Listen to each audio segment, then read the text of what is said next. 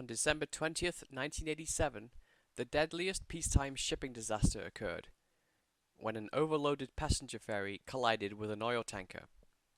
An estimated total of 4,386 people lost their lives.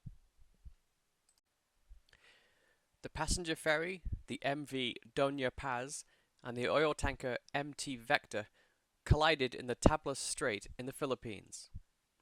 Although the Doña Paz had a capacity of 1,424 passengers, the official investigation determined that, based on interviews with relatives, that at least 3,099 passengers and 59 crew were on board the ferry that day.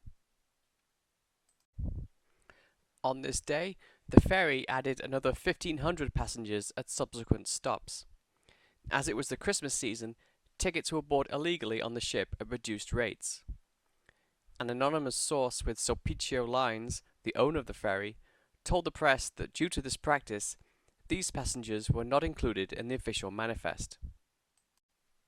The Vector was carrying 8,800 US barrels, or 1,148 US tons, of gasoline and other petroleum products owned by the Asia-Pacific branch of the Chevron Corporation. The collision occurred at around 10:30 p.m. local time. According to one survivor, the weather was clear, but the sea was choppy. While most of its passengers slept, the Doña Paz collided with the Vector. Upon colliding, the oil tanker's cargo ignited and caused a fire that spread to the passenger ferry. One witness recalled that fire spread rapidly throughout the Doña Paz, and the surrounding sea was ablaze with fire. Another survivor, police officer Luzgardo Nieto, claimed that the lights on board the ferry went off just minutes after the collision. He also stated that there were no life jackets aboard. Crew members were running around in a panic and not attempting to organize an evacuation of the passengers. Later reports indicated that the life jacket lockers had been locked. Survivors were forced to jump off the ship and swim amongst charred bodies in the flaming water. Some used suitcases as a flotation device. The ferry sank within just 2 hours of the collision, while the oil tanker sank within 4. They both sank in about 545 meters, or 1,788 feet of water in the shark-infested Tablas Strait. None of the Doña Paz's crew survived. Most of the survivors received burns from jumping into the flaming water. It took reportedly 8 hours before Philippine maritime authorities learned of the accident, and a further 8 hours to initiate a search and rescue operation. The Philippine Coast Guard conducted the initial investigation of the accident.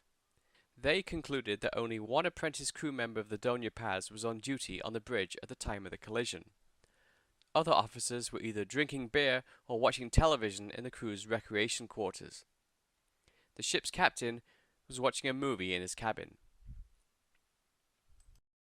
Survivors claimed that it was possible that the ferry carried as many as 3,000 to 4,000 passengers on board. They saw passengers sleeping in corridors, on the boat decks, and there were bunk beds shared by 3 or 4 people. In January 1999, a presidential task force report estimated that, based on court records and more than 4,100 settlement claims, a total of 4,385 people perished from both ships in the collision. In the aftermath, the Board of Marine Inquiry eventually absolved the owner of the Doña Paz of any blame for the disaster. Subsequent inquiries revealed that the Vector was operating without a license, lookout, or even a proper qualified master. The Supreme Court of the Philippines ruled that the owners of the Vector were liable and ordered to pay compensation to families of the victims, whether they were listed on the passenger manifest or not.